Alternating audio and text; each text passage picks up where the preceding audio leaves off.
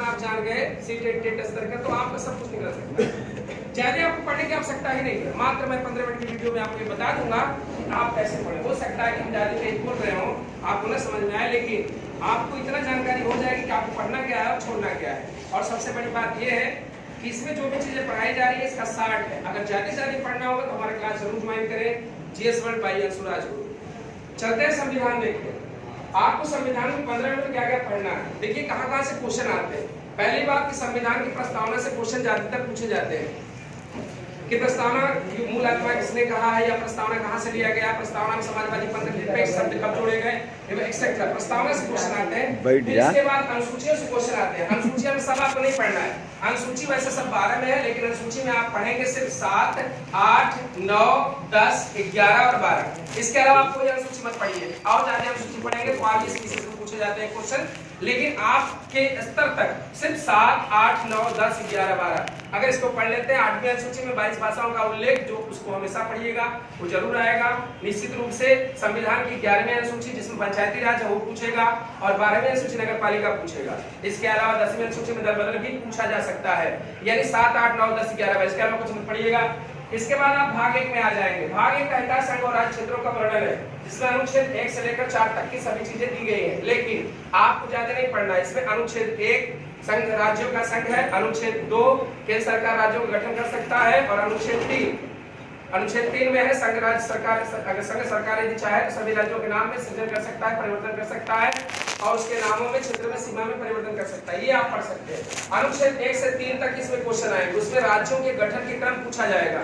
राज्यों के गठन के क्रम में सभी राज्यों के क्रम के गठन आपको लिखा दिया गया है, वो आप याद कर लेंगे। इसके अलावा राज्यों के गठन में 22वां राज्य जरूर आपको याद करना है।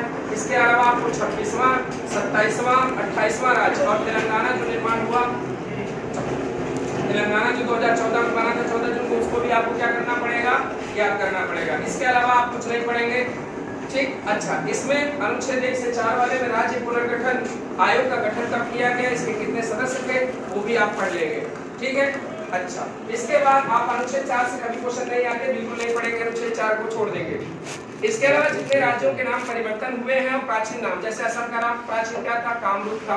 गुजरात का नाम प्राचीन में क्या था, सौराष्ट्र था, उसको जरूर पढ़ेंगे। यानी जो प्राचीन नाम है जो आपको लिखा दिया गया है उसको आप 100% पढ़ते रहेंगे। कुछ 1, 2, 4 क्वेश्चन आते जरूर है, या सुमेलित करने के लिए पूछ देगा, परिवर्तित नाम, आधुनिक नाम। अच्छा, इसके बाद देखिए भाग 2 आपके लिए इंपॉर्टेंट नहीं था। भाग 2 में नागरिकता है 5 से लेकर 11 तक, लेकिन आपके लिए इंपॉर्टेंट नहीं था।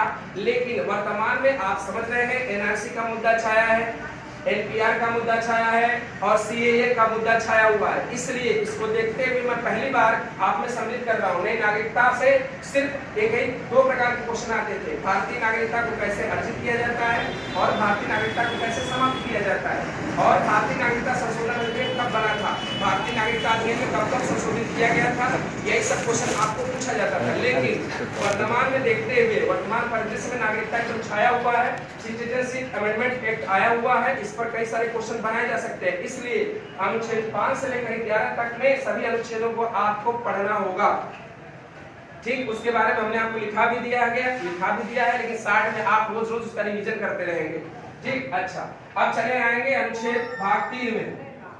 भाग 3 आप पढ़ेंगे अनुच्छेद 12 से लेकर 35 तक। ये इतिहास, अरे ये संविधान का आप समझेंगे किस तरह से आत्मा ही है।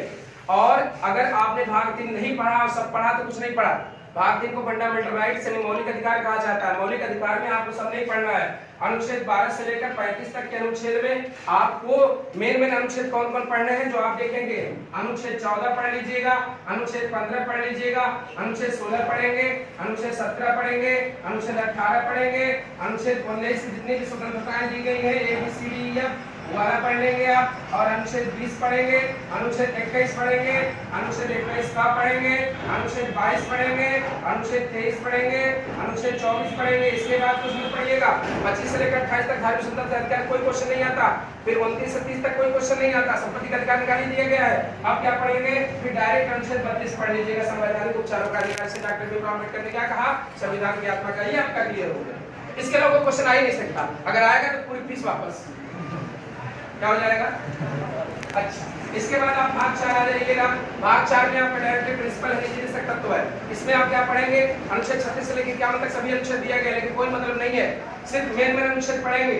जैसे अनुच्छेद 36, अनुच्छेद 37, अनुच्छेद 39 से आ जाइएगा, अनुच्छेद 39 का पढ़ लीजिएगा, अनुच्छेद 40 पढ़ लीजिएगा, अनुच्छेद 41 पढ़ लीजिएगा, अनुच्छेद 42 पढ़ लीजिएगा, अनुच्छेद 43 से कोई क्वेश्चन नहीं, अनुच्छेद 44 पढ़ लीजिएगा, अनुच्छेद 45 पढ़ लीजिएगा, फिर अनुच्छेद 48 पढ़ लीजिएगा, 49 भी नहीं पूछता है, अनुच्छेद 50 पढ़ लीजिएगा और अनुच्छेद 51 पढ़ लीजिएगा। विकेट में 51 से क्वेश्चन आया था, अनुच्छेद 51। इसके बाद आपका कोई अनुच्छेद मत पढ़िएगा, ये ज्यादा पढ़ेंगे, more knowledge more confusion, no knowledge no confusion. इस सिलेक्शन लेने के लिए हमेशा सिलेक्टेड पढ़े, इसके अलावा कुछ मत पढ़े।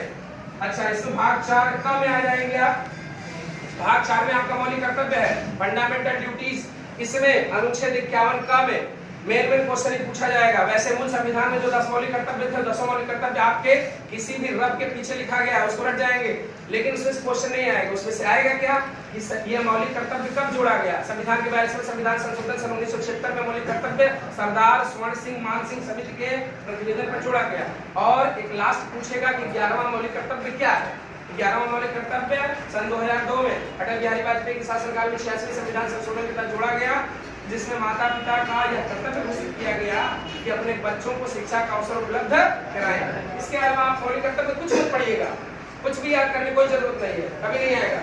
अच्छा, इसके बाद भाग 5 पे चले आएंगे। ये मोस्ट इंपोर्टेंट सेक्शन है, जिसे कहते हैं संघीय कार्यपालिका। क्या कहते हैं? संघीय कार्यपालिका। ये संघीय कार्यपालिका देखिए आपका आएगा अनुच्छेद 52 से लेकर अनुच्छेद 151 तक। ये मोस्ट इंपोर्टेंट है, जान लीजिए। भाग 5 से ही सिस्टम शुरू हो जाता है।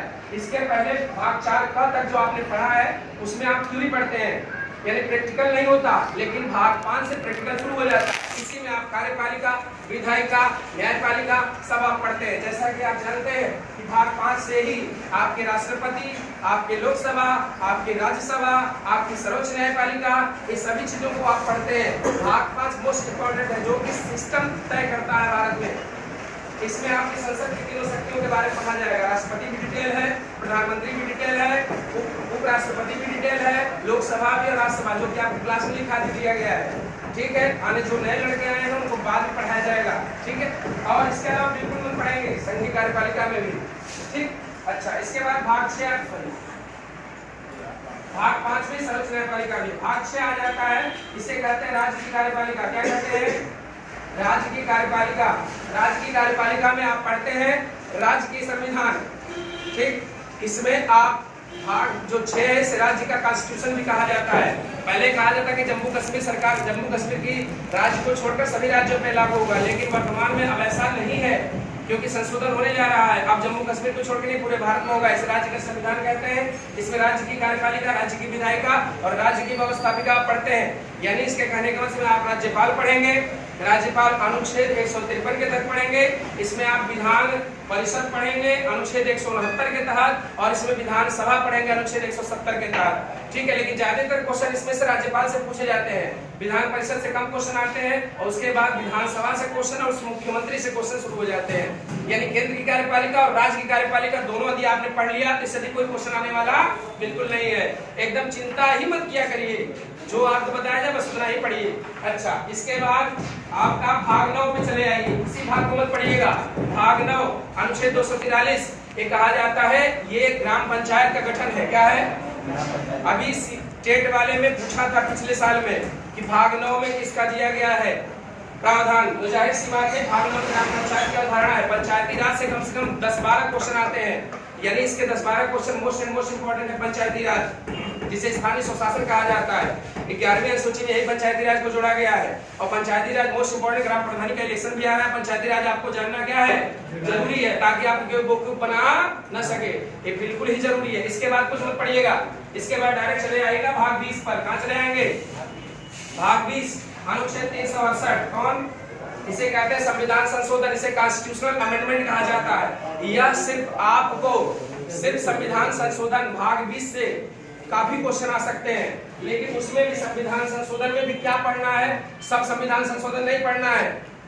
अब तक 103 संविधान संशोधन हो चुके हैं, लेकिन सब संविधान संशोधन बिल्कुल नहीं पढ़ना है।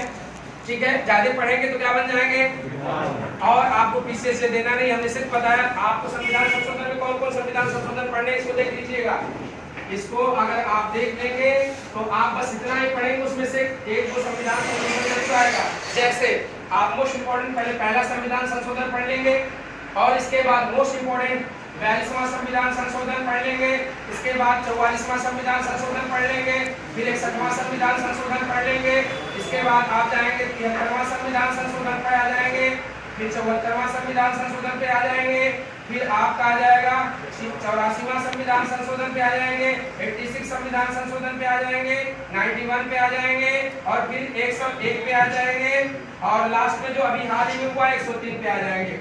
अगर इतने संविधान संशोधन आपने पढ़ लिया, जैसे 42वां संविधान संशोधन से कई सारे क्वेश्चन आते हैं, 1976 में इंदिरा गांधी के शासनकाल में हुआ, इसी से कई सारे क्वेश्चन आएंगे। समाजवादी पंथ इसमें मौलिक पद कब जोड़ा गया, मोस्ट इंपोर्टेंट क्वेश्चन 42वां से।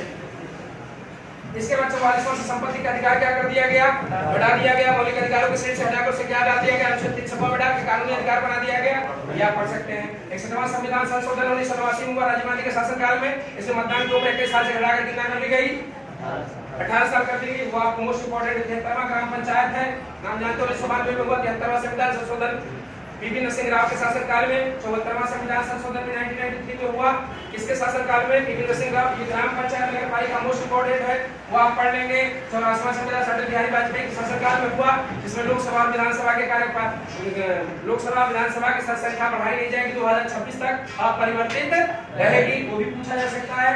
86वां संविधान संशोधन में आपको मौलिक अधिकारों में अनुच्छेद 21 का जोड़ा गया, जिसे शिक्षा का अधिकार कहा जाता है। स्कूल चलो अभियान अटल बिहारी वाजपेयी के शासनकाल में, और शिक्षा को मौलिक कर्तव्य भी घोषित किया गया।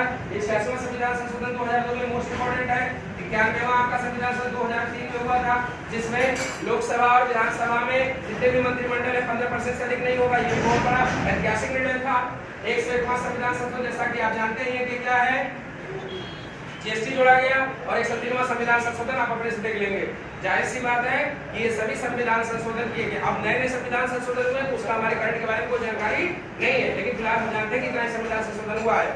अब और आगे आपको नेक्स्ट वीडियो, इसके अलावा आप बिल्कुल मत पढ़ेंगे, नहीं तो क्या बन जाएंगे, और इतना पढ़ लेंगे 100% सिलेक्शन होगा, नहीं सिलेक्शन होगा और नहीं क्वेश्चन पढ़ेगा पूरी फीस वापस कर देंगे।